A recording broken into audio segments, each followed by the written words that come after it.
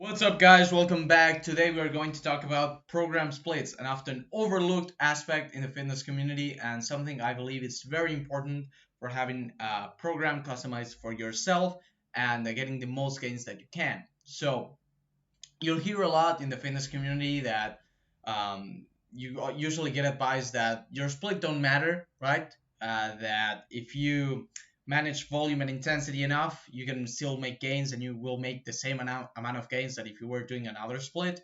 And I believe this is similar to saying that because you can basically gain the same amount of muscle in any rep range between 5 and 30, right? That you don't need to manage your reps in your program.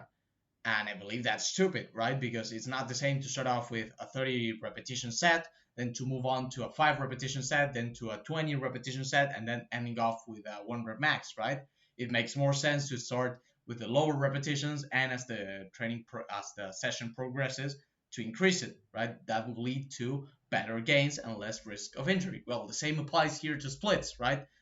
Just because you can gain muscle in a wide variety of stuff doesn't mean, right, that you shouldn't manage it, right? There's going to be a rep range that is better for you, right, and for you in a specific context, right, for a specific thing.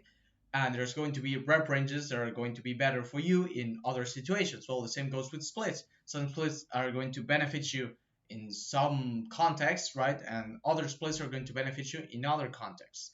But just because you can make gains on any split doesn't mean that you shouldn't think about it. So keep that in mind. Why a training split is important. So why we have splits in the first place.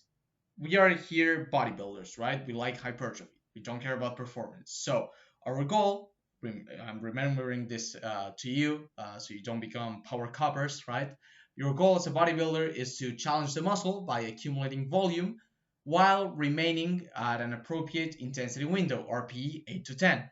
Then, once the muscle has gone to a certain threshold, 40 to 45%, depending on the individual, these numbers, keep in mind, I'm pulling them out of my ass. It's just an abstraction, so you can understand what I mean, right? You let it recover, and then you hit it again. So basically, you work your muscle until they are tired enough, right? You're accumulating enough tonnage, and you're not accumulating what we are going to call junk volume. Um, you stop the workout, you let it recover, and once it's recovered enough, you hit it again. And this cycle of damaging and recovering will, over time, lead to results. We can therefore infer that the more cycles you do, the more growth you'll see, right? Because you're still recovering. It's a stress you apply to the muscle that your body recovers and therefore adapts to, and that results in growth because that's the adaptation, right? So for maximizing results, you want to hit a muscle group as frequently as possible while still allowing it to recover. We want to do as many cycles as possible in a week without impacting the recovery capacity of the muscle. So recovery can be total, right? This is something we can play around with. It can be total. Like, for example, when you take a deload, you are ensuring that the muscle is back 100% of its capacity. But it can also be partial. For example, let's say you train your chest twice a week on Monday and on Thursday, right? So let's say on the first session, you start off at 100% and you drop it to 40%, right? Then you wait 2 days, right? Tuesday and Wednesday. And by Thursday, right, you're not at 100%. You're at like 70% or like 80%, right? Um, this is still viable, right? As a bodybuilder, you don't care about performance. So it makes sense that even though you're not at 100%, you can still accumulate quality tonnage in an intensity window. Sorry, you can accumulate quality tonnage, right? Even though you're not at 100%. So while if you're in a 75 to 90% range approximately, keep in mind again this is abstraction, right? You'll still be able to your workout will still be as effective or almost as effective as if you were at 100% work capacity, right? The only thing you want to avoid is junk volume. Basically, when you go beyond a certain threshold, this is again very individual. You'll find that the volume starts to not give as many benefits, and it's going to give you more problems or more trouble than it's going to be more fatiguing basically than stimulating, right? So let's say you have a chest workout, an epic chest workout, right? So you start off with bench press, then incline press, then decline press, then you do bodyweight dips, then you do push-ups, you end up with kneeling push-ups, and by the end of the workout, you can, even though you bench to 25, you can barely do reps with a 10 pound a 10 pound bar, right? That is not good. That is not quality tonnage, right? So you went way overboard, and it's not good. It's going to just create fatigue, right? So avoid that. We want to avoid that type of junk volume or ineffective volume or damaging volume even. So therefore, you want to maximize the amount of cycles you do while still managing to recover totally or partially from session to session and totally from training week to training week, because at the end of the training week we start over. So it doesn't make sense for you to go all out and then the next week you can't really do anything. Or if over time, right, stress accumulates and you need to take a deload, it's very important that your program has that built-in function to allow you to recover at 100% week after week, right? Splits are that they dictate the frequency of the cycles. So to explain this, we're going to go into an analogy. Let's say you have a budget of your physical performance for a specific muscle group. We won't take into account global stress for this example. So once you spend some of this budget, let's just say I give you $100, right? $100. So you have this budget of $100, right, to get gains, to buy gains, right? And you stop. Let's say you spend some of these, right, and you spend like, I don't know, $10, right? Once you're at 90 and you stop spending, right, the dollars come back up to 100%, right? They refill back to 100%. So if you spend too much, let's just say that gains cost, I don't know, like $20, right? If you spend all of your money on one day, right, you're going to end up with $0. So you're going to have to wait until, let's just say, you recover $10 a day. So you're going to have to wait for the rest of the week, right, to let it accumulate back again so you can start buying gains again, right? But if instead you don't spend enough, you didn't get as many gains as you could. I don't know if I'm making sense, but basically, your budget starts refilling. If you spend too much, you won't be able to use anything for the rest of the week. So you're leaving basically gains on the table. But if instead you don't spend enough, you're not buying as many gains as you could. So you're fucking up both ways. You have to find a middle ground in which you're basically spending enough points to get a decent amount of gains, but still allowing the budget to refill again, totally or partially, so you can go back to spending points or money as fast as possible, right? The refill rate of the budget, right, or how fast you go back to 100% from zero, is very individual and will also increase as you get more experience. As you work out more, you're going to be able to recover faster. Experiment for your own individual case. The higher the frequency of your spending sessions, the less you'll be able to spend per session. The lower, the more you'll be able to spend. So in this example, for example, sorry, we're going to go to the bad ones first. So these are bad ways of maximizing cycles or the spending. So in this case, for example, this specific case, you have a lot of sessions, right, in which you're spending a decent amount of budget, right? So you're not being allowing it to recover, and you're still spending and you're still spending and you're still spending, and it ends up in a burnout because you don't have enough money to get gains and you're not even able to perform. So this is what I mean. The higher the frequency of your spending sessions, right? So the more sessions in which you're going to spend your budget, the less you're going to be able to spend every single time you do it, right? But if you have just 2 spending sessions a week, right, you can really go to town with the spending because you're going to have a lot of time to recover and to refill the budget back again to buy again. So you have to manage that. It's basically frequency and intensity, right? So, or frequency and tonnage, if you will. So these are good ways of maximizing your cycles. We have the first session in which we start at 100%, we drop to 50, then we let it recover back to 90. We can still perform effectively. So 90, we drop to 45, then we recover, we start at 80, we end up 50, then we let 2 days to recover, and we end up at 100% back again in the first session. So if you add this up, I think it's 125 approximately, of the amount of stimulus slash fatigue you got from this cycle arrangement. In this one, you start at 100%, you drop to 30, right?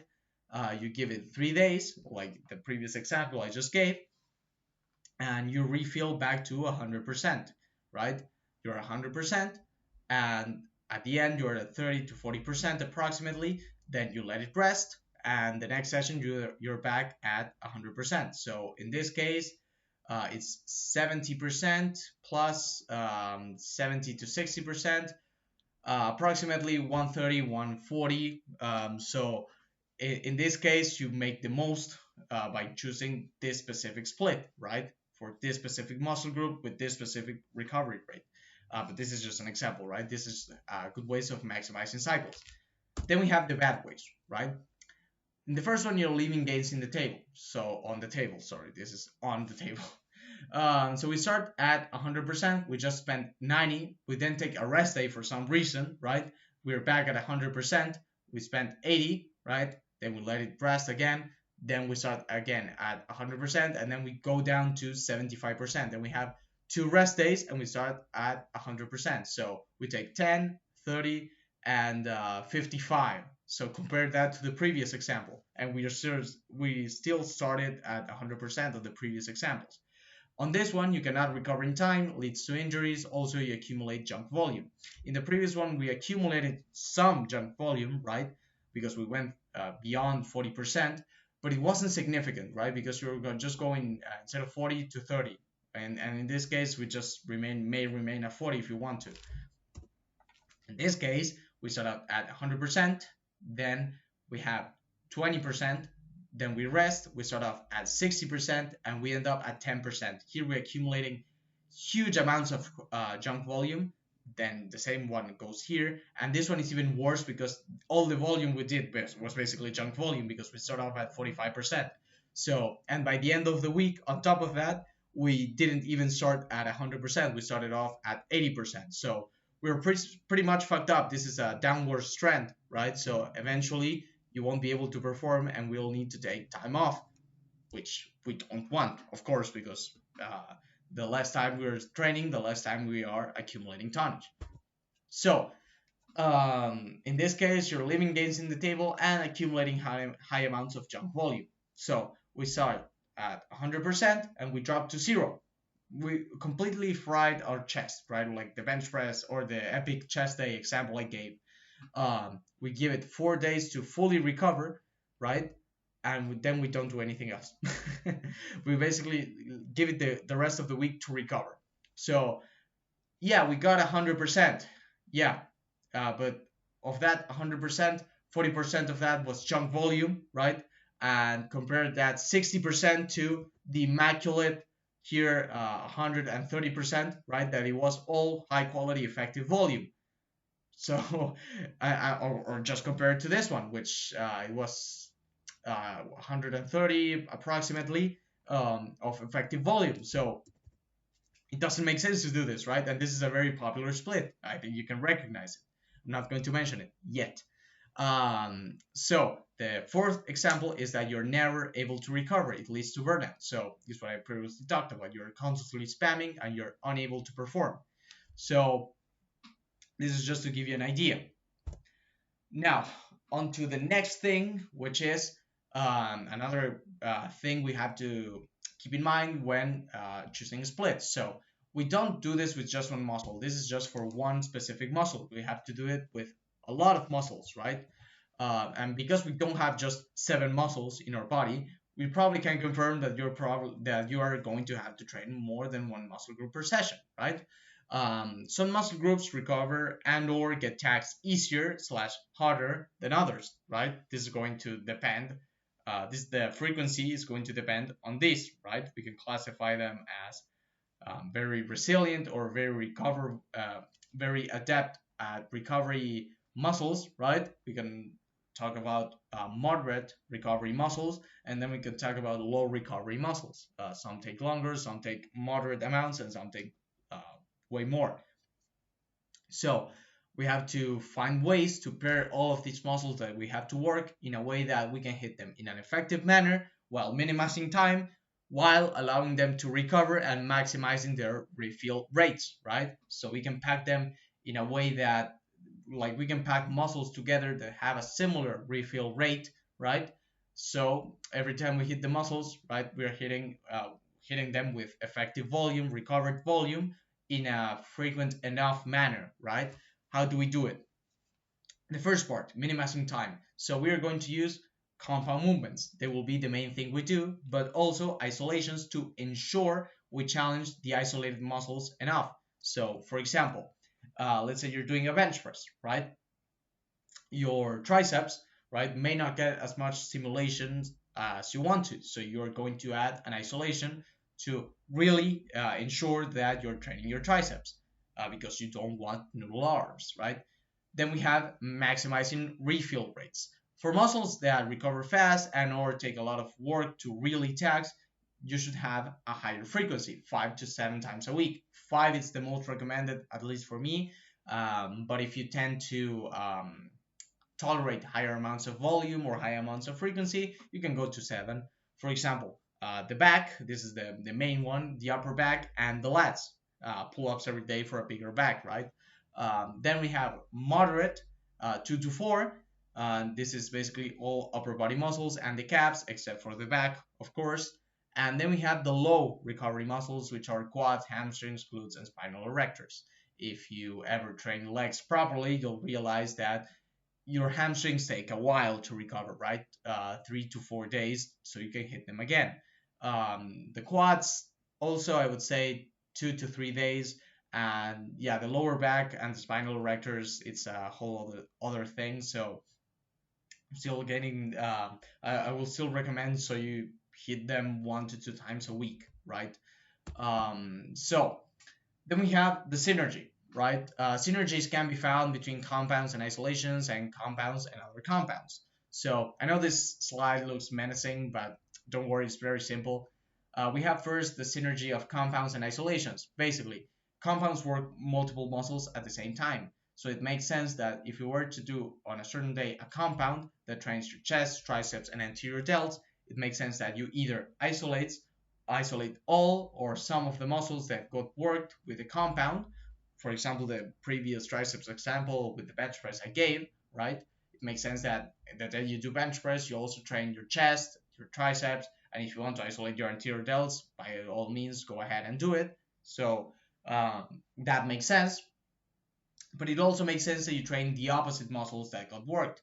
Basically, in this case, you train the anterior delt, the chest, and the triceps. So it makes sense that if you want, you can train your biceps, your rear delts, and maybe your lats, right?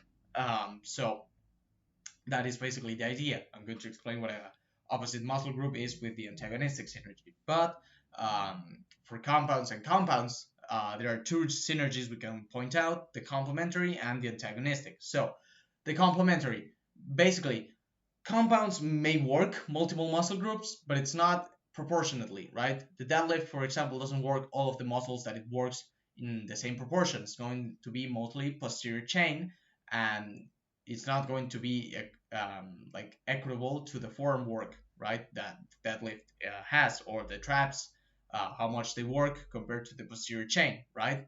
In terms of the glutes, the hamstrings, and the spinal erectors.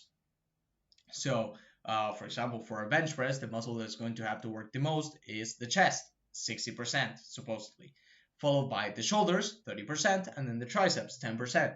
Meanwhile, an OHP is going to work more of the shoulders and the triceps than the chest. Therefore, you could say that in terms of pressing, vertical and horizontal work the other's weaknesses, right? And therefore complement each other. Examples of this are the close grip bench press and the OHP, or squats and hinges. Like squats work more of the quads, but they also work the glutes and the hamstrings. And the hinges work more of the hamstrings and the glutes, but some of them still work the quads. So they can be complementary to each other because they work on each other's weaknesses, right? Depending on what muscles they bias, I like to classify them in their extremes, right?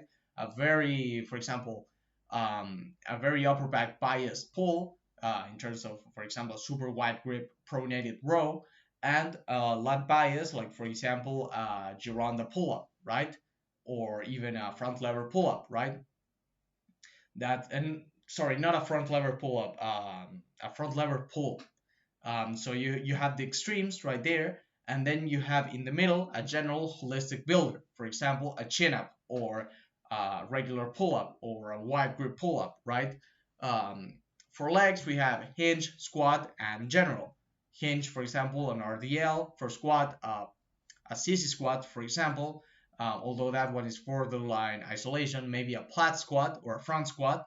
And then we have the general builder, as would be a Bulgarian squat, Bulgarian split squat, sorry, or a lunge, right? Then for press, we have vertical, horizontal, triceps, and general. So you have OHP, bench press. Then we have a very like partial range of movement while still being upright type of dip, right? And then as a general, we have close grip bench, weighted dips, and stuff like that. Then we have the antagonistic synergy. That is basically, if you pay attention, you'll see that horizontal pushes and horizontal pulls look very similar. For example, inverted rows and push-ups. They're basically the same movement, but in the opposite manner, right? The same applies for vertical pushing and vertical pulling. The muscles that each compound works have the opposite function of the other muscles. So if you think about, for example, a push-up, you're working your chest, your shoulders, and your triceps.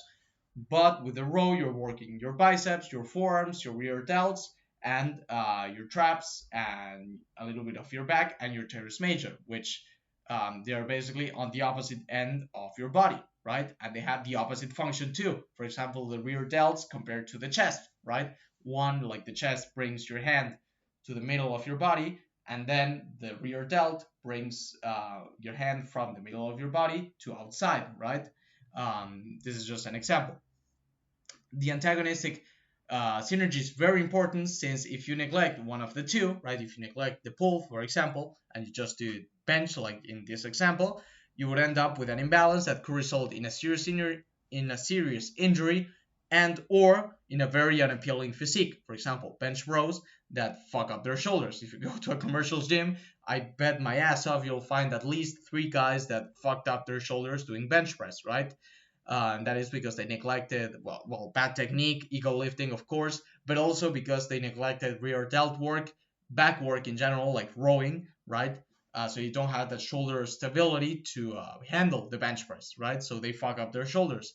Um, and in their physiques, you can usually see people also, maybe they are not injured, but they have huge backs, shoulders, and biceps, the beach muscles, but no triceps, lats, and traps, which makes them look weird, right? They make them look like if they were on synthol or something like that, which looks awful. The lower body sadly doesn't have this type of synergy. Like as I said, the squat and the hinge, unless you're doing borderline isolation movements. I'm struggling with that word so bad, but yeah, unless you're doing borderline movements, right? Borderline isolation movements, you're basically going to have to rely mostly on complementary synergies. So yeah, synergies will allow you to structure your program in a way you maximize cycles, push progression. You are still able to recover, and also reducing range of injury and giving you an aesthetic physique. So based on what we learned, we can talk about the most popular splits and evaluate them. Give me a second, I'm going to drink some sparkling water. That bald that bald human trafficker is very proud. So keep in mind, I'm talking about Tate, by the way. Keep in mind, most splits will work, but some are better than others. Still pick the one you enjoy. So again, what you enjoy is still the most important thing. It's the same with rep ranges, right? Come on, man. Every single time I record a video, there has to be a motorbike, right? So basically, it's the same with rep ranges. The voice crack, man. Basically, it's the same with rep ranges. There we go. uh, it's the same with rep ranges. If someone likes the 15 to 20, do 15 to 20. If someone likes the 6 to 10, do 6 to 10. If you like the 3 to 5, do 3 to 5. That is towards the more gray area. But if you like 5 to 8, for example, it's totally fine. 4 to 8 is totally fine. So, um, the same goes with splits. So we can start with the first one, the so acclaimed bro splits, right? We can talk about the pros, the pro basically. You can focus on 1 to 2 muscles at a time, ensuring you work that muscle enough, then giving it some time to recover. The cons is that low frequency for most, you have low frequency for most muscle groups, so there's almost a certainty that you will do a decent amount of junk volume. You don't maximize the cycles, no synergy in the program. Also, there's lower back volume and frequency, and a lot of overlap. Bi-splits like chest and triceps, shoulders and back, leg and biceps also have this issue to a lesser degree. You either neglect muscle groups like forearms, necks, calves, or you lower your frequency per muscle group, basically. So you have ways of not doing bro splits, right? Like just single body part splits. And then we have a better way of doing bro splits. But then you'll realize a pattern here. I don't know if you're smart enough to realize it yet. I think you are, but if you're not, then when I get to it, I'm going to point that out, and you're going to be like, oh, yo, that's true. But on the good side of the bro split, right, we have chest and shoulders and triceps, back, forearms and biceps, legs, lower back, abs and neck. Then we rest, and then we do it again. So 6 times a week compared to not a 7 times a week, but a 6 times a week, and we just have 1x frequency, right? We still have low frequency for the back. That's something I very disagree on, but it's still a decent amount of frequency for the rest of the muscles. So yeah, that's how you handle a bro split. I don't recommend this bro split. Don't recommend bro splits in general for hypertrophy. But if you like them, feel free to do them, but do them in the green fashion, not the red one. So we move on to the better split, which is upper lower. You can do push pull in the same session, which will lead to higher back volume and frequency, higher synergy present in the program. So you can pair up, for example, horizontal pushing and horizontal pulling, right? Like antagonistic synergy. You can, the same goes with vertical, right? You can maybe pair up in the opposites, so like horizontal and vertical and horizontal, right? Um, Also, you can train your biceps and triceps, so you get more antagonistic action there. So that's higher synergy in general in the program. It will allow you to have a more flowing program, or a more tidy program, if you will. The cons is that it's easy to overdo or get greedy with volume and frequency, especially lower body. Also, it's improper in terms of also improper back programming may take away from compound leg exercises, right? So if you put a very like low back demanding row, for example, it will lead to the next lower day, so the next day, to have a very high degree of decrease in performance. And the thing is, you can train your rows, right, without using your lower back, but you can't really train your glutes and hamstrings and quads without training your lower back, right? Or at least it's not as recommended, right, as training your rows without lower back interfering. Um, the gentleman's split is basically a better upper lower, in which you can put lower body isolations on upper body day and upper body isolations on lower day. So it's not really that different, but it leads to better synergy again and more flexibility. The tips I'm going to give you for this specific program is place whichever half of your body you want to prioritize first in the week. So if you're very upper body dominant and you want to bring out your lower body, start with lower then upper. Or if you want to the opposite, have upper then lower. Have 1 to 2 days of lower body. You don't need that much volume for your legs, so it doesn't make sense to have a super high frequency approach with lower body. Also, you're going to give it time to recover so you can perform properly, and accumulate effective tonnage. So lower bodies 1 to 2 times a week is enough. For upper body days, 2 to 3 times actually is pretty good. I would say go on the higher side. One of those 2 to 3 upper days, the second one, if you're choosing in the third one, right, would be best as an arm day. 3 to 4 sets of a push and a pull, and a lot of limb isolation. Deload the lower back on upper day back exercises like use calisthenics, chest supported rows, cable rows, hammer machines, etc. So we have here a bad example, right? What not to do. We have excessive volume, high lower back stress, and we have very long and very short days. So look at this. We start with bench press, then we move on to dips, then we move on to OHP, then we have barbell rows, then we have triceps, biceps, forearms, rear, and side delts. So we have a laundry list of exercises right here. Then we have the next day, which is a hinge, a squat, a leg curl, leg extension, and calves. This should take you less than 90 minutes, right? This should take you 90 to probably 120 minutes, so 2 hours. This, nah. And this is if you're not supersetting, right? This is just supposedly. Then we have upper two. It's the exact same thing, and like this, right? Doesn't make sense. You have super high excessive volume for the legs because you want to have your 3 to 3 ratio, your 1 to 1 ratio of upper to lower, but you're doing excessive volume, and the days are very empty, right? So it doesn't make sense. And the upper are a laundry list of stuff, and it's very excessive in volume as well. This is a better way of doing it. We have an upper one, right? We start off with the bench press, and we have either OHP or dips, so we have just 2 compounds. Then we have pull-ups or chest supported rows, right? And then we have forearms, biceps or triceps, and rear delts, right? Then we have the lower one, which has a hinge or a squat or a hinge, right? Of course, lower in intensity compared to this one. A leg curl, a leg extension, and calves. Then we have an upper day, which is an arm day, right? Which is dips or OHP, right? Like in this one, like if you did horizontal in this day, you do vertical on this day, and if you did vertical on this day, you do horizontal on this day. Pull-ups, triceps, biceps, forearms, and side delts, right? Then we rest. Then we do another lower that is the same, and then we finish off with either dips or OHP, right, as the main movement. Then we follow up with bench press, so it can be a dumbbell press as well. Then we have pull-ups or chest supported rows, forearms, biceps or triceps, and rear delts. So this I think is more manageable. I still made the mistake of having the leg days too empty.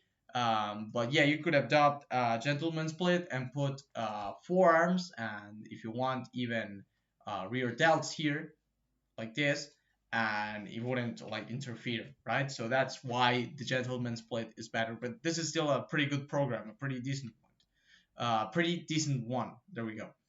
So then we move on to my favorite split, I would say, the full body, which is basically a push, a pull, and a leg exercise with some isolations. This one is specifically 2 to 4 times a week. Pros: you have complete program synergy. Everything goes with anything because you're training everything in just a single day, right? You have high frequency, 2 to 4, cycle maximization, time minimization, because you can use compounds to target more than one muscle at a time, and you have higher back volume and frequency, again, 2 to 4. The cons is that you have longer workouts, need higher work capacity, you have to be pretty good at programming to avoid day-to-day overlap, right? So let's just say you did bench press on day one, you have to find ways of either allocating the day so you can recover, so you can do bench the next session, or you have to find ways of training your chest so that the next time you don't train your chest and you train another type of press, for example, a vertical press, and don't interfere, do not allow the first session to interfere with the next one, right? And you need higher exercise rotation due to higher frequencies, right? 3 to 4. You can't do bench 4 times a week, right? You're going to snap your shit up. Find variations. Also, it's easier to skip isolations because the longer workouts, and it's easy to be greedy with volume, right? The same as upper lower. So you'll start to see a trend, right? The more frequency you have, and the more synergy you have, the easier it is to be greedy. Just keep that in mind. For tips, right?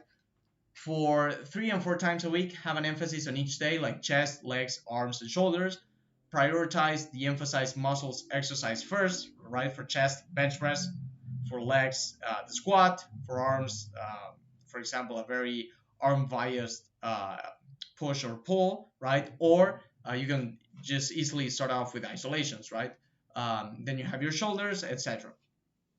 Have 3 compounds per day tops: one push, one pull, and one legs, and only one of those should be the focus for each day. Do not have a super high intensity push, a super high intensity squat, and then have weighted pull-ups, right? Doesn't make sense.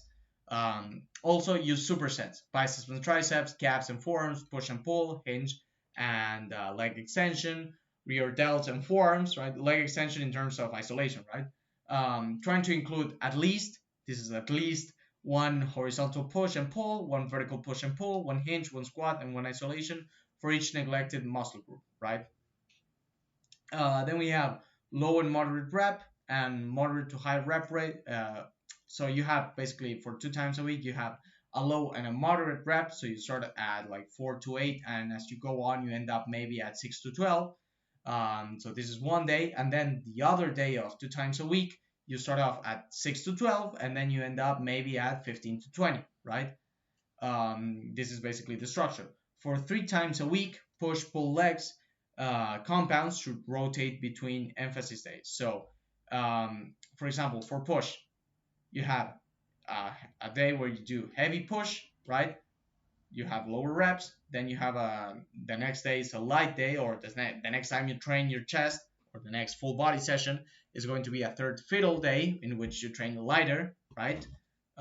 With like higher reps. Then we have a second fiddle day in which it's medium, more moderate reps. You basically undulate, right? Let me give me a sec.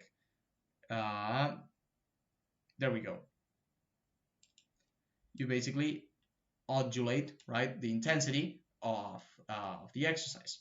So this should be done with every single one. So you can have a push day, right, where you have which is the heavy day, right? You have the heavy day, but there we go for push. But then we have the pull, right, in which is the second fiddle, right? And then we have the squat, right, which you would have as a third. Then the next one, you can have the squat, then you have the pull, and then you have the push, and then the next time you start off with the pull, right?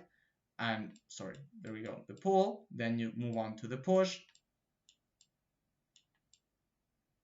and then you have the squat.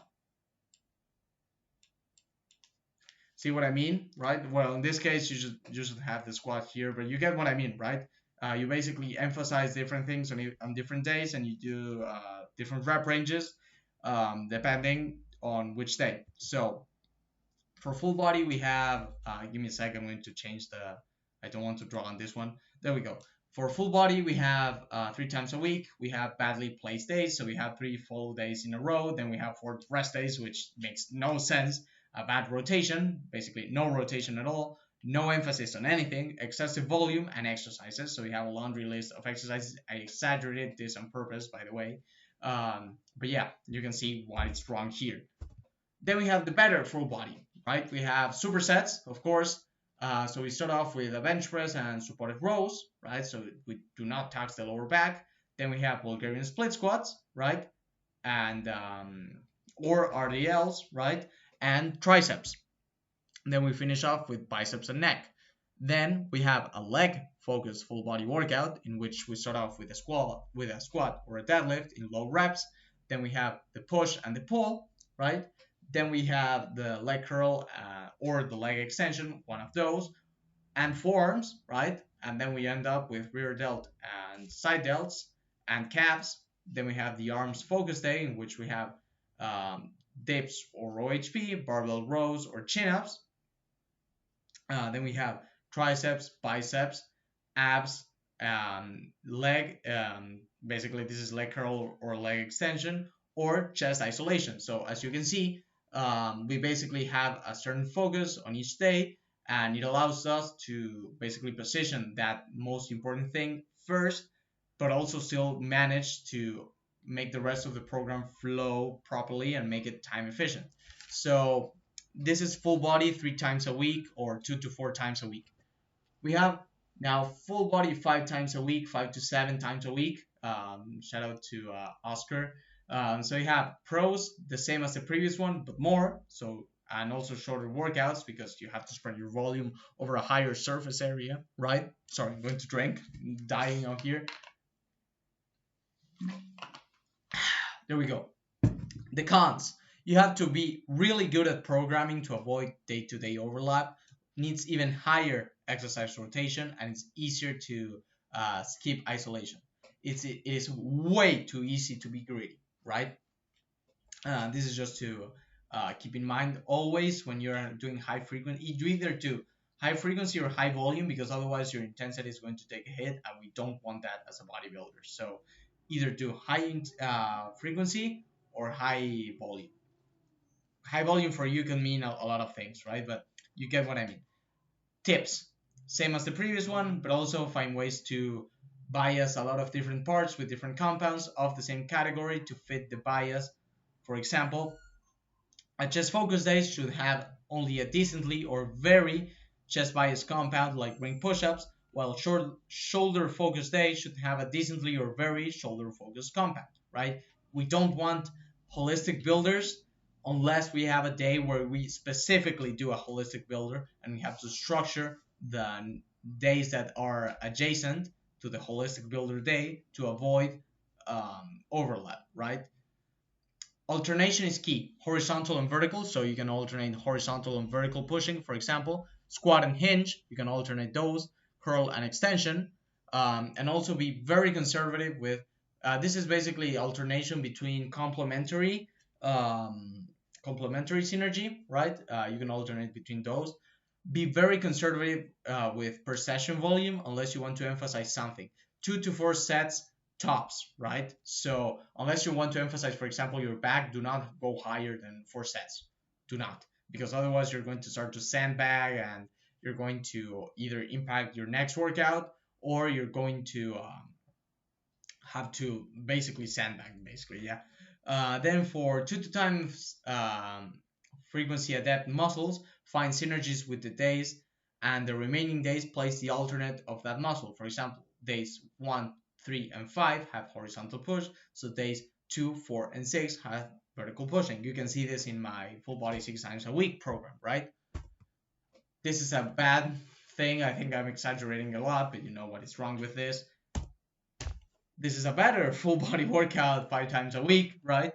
And I'm exaggerating them on purpose, right? It's I don't know. I think it's funny.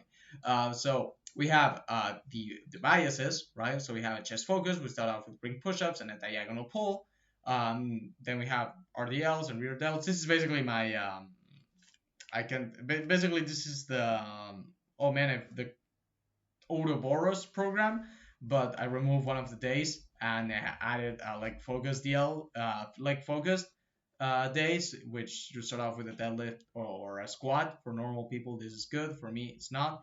If you're very focused on legs, you can start off with this instead of the chest focused. In fact, I would recommend it for most people, but because I just don't give that much of a shit about legs, I just put it at the end. So yeah, as you can see, we have supersets, we have alternations between ring push-ups and military press. Then we have again a general one, but then we go back to vertical, in which I don't care a lot.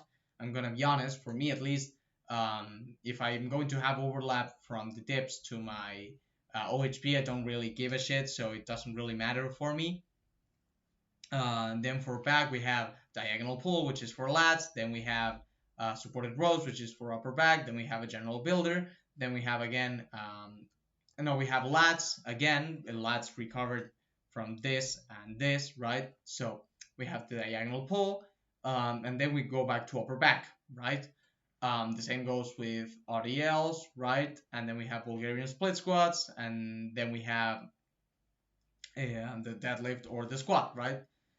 And we have triceps and biceps, and then again triceps and biceps, and so on. So you can see what's going on. Then we have push-pull legs. So better than bro splits, worse than upper lower. So I don't know if you remember, right? But push pull legs, right? What is push pull legs? What are the pushing muscles? Shoulders, triceps, and chest, right?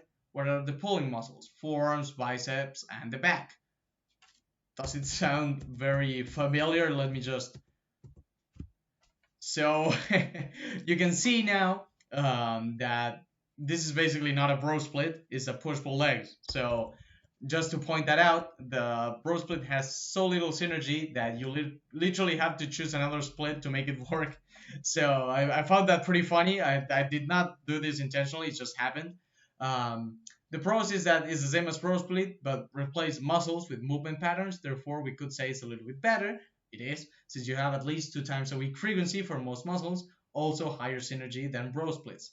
It biases the legs and the present muscles a lot since it neglects the back, since the frequency for the latter is, since the frequent recovery, it will be basically since the frequency requirements for the latter is higher, you have to find ways to avoid overlap between pull day and leg movements like the deadlift and barbell rows, which throw a wrench to the whole program structure. No synergy is decent.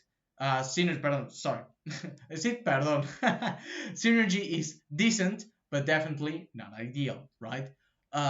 Days are either very empty or full of junk slash redundant volume. No way to superset anything, and everything collides with everything, right? Since we are working only the pressing muscles, try super.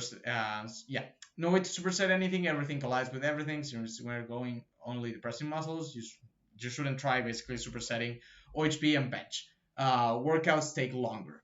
The tips: use regular calisthenics or weighted and chest supported machines for pull day. Feel free to add unrelated or opposite muscles on a given day. For example, rear delts and neck on push days, calves on pull day, and abs on leg day. On pull day, focus on lat bias movements and general builders for the back. Also, have your rest day after, because you're going to hit your upper back on the leg day. Have your rest day after the first leg day, and the second leg day should be lower in actual loading, lower in volume, and higher in reps, because we want to taper down the stress on the lower back and on the spine, so we can recover in that time between the second leg day and the second cycle, let's just say the second training week of the push and pull, right? So you want to lower down the axle loading. Also isolate either quads or hamstrings in a single leg day. Do not do both. Do the other one in the next session. Also work your adductors and your calves. So we have a bad one here. We have overlap, excessive volume for lower body, redundant volume, lack of isolation for some areas, blah blah blah. Now we have a better push pull. So we have supersets. That's the first thing. Because we can add the isolations that I mentioned, we can do supersets to save time and accumulate tonnage, right? Um, then we have the pull. We do the exact same thing. And then we have the legs, right? We start off with deadlifts or squats, CC squats and abs, right? And high isolation one or forearms. I consider CC squats a compound technically, so it's not an isolation. Then we have a push day, which it basically flips the second exercise and the first one in terms of vertical, right? In this case, is either vertical or diagonal, right? And in this case, it's regular or decline. We start off with either vertical or incline, and then we move on to flat or decline, right? With less intense variation and higher intensity variations. Then the next day we have seal rows. This doesn't really matter. And then we have the lower axial loading movements, right? The RDL or good morning, more out of less weights. And then we have lunges or Bulgarian split squats. So we deload the upper back. And because we train hamstrings here, we train quads. So yeah. Then we have a bonus one, which is hybrid splits. The pros, you can choose what works for you. Of different splits and combine them to make a 100% customized program. If done properly, you can have a lifetime template to work with. It can work great for bodybuilding since you can reduce overlap while still not having to do everything at once like in full body, full flexibility. Cons, it requires experience and a lot of experimentation to know what works for you and what doesn't. Novices should avoid this kind of program. It's a gamble. It either works great or it sucks ass. It can also provoke ADHD with your program. So you want to change your split every single time, or maybe you want to have such high flexibility that you basically make shit up as you go to the gym, and that is no bueno. Okay. Um, as tips, I want to tell you basically experiment and be conservative with your volume, because again, if you mess up just one thing, it can throw a wrench into the whole program and have excessive volume in some parts and lacking volume in others. So be conservative as always, and have a why you made the program a hybrid instead of sticking to a regular template. It's either to emphasize a certain area, like adding, for example, you have push pull legs, right? But the second push day you make it an arm day, right? Or let's just say, for example, you have an upper lower day, but you do upper lower upper. You have a rest day, and then you do a full body workout. It can work, right? Or maybe you have full body workouts, and because you don't want to tax your legs so much, you add an upper body workout and that's it. It can work, right? It's either to emphasize certain areas, wanting to do a certain movement, right? Let's just say you want to do, for example, barbell rows. Maybe you want to test out your strength on that, but you do push pull legs. You can do upper lower, and you do them on the lower, and then you rest, and then you do push pull legs, right? It can work. Or your schedule. Some days you may have more time, so you can do more full body type, more full body type workouts. But then some days you may need to do more of a body part split even. So bro splits suck ass by themselves, but they can be very useful in hybrid splits. So yeah, that's basically it. I hope you enjoyed the video, and thanks for watching. Leave me your thoughts in the comments below so we can have a discussion going. And yeah, see you guys.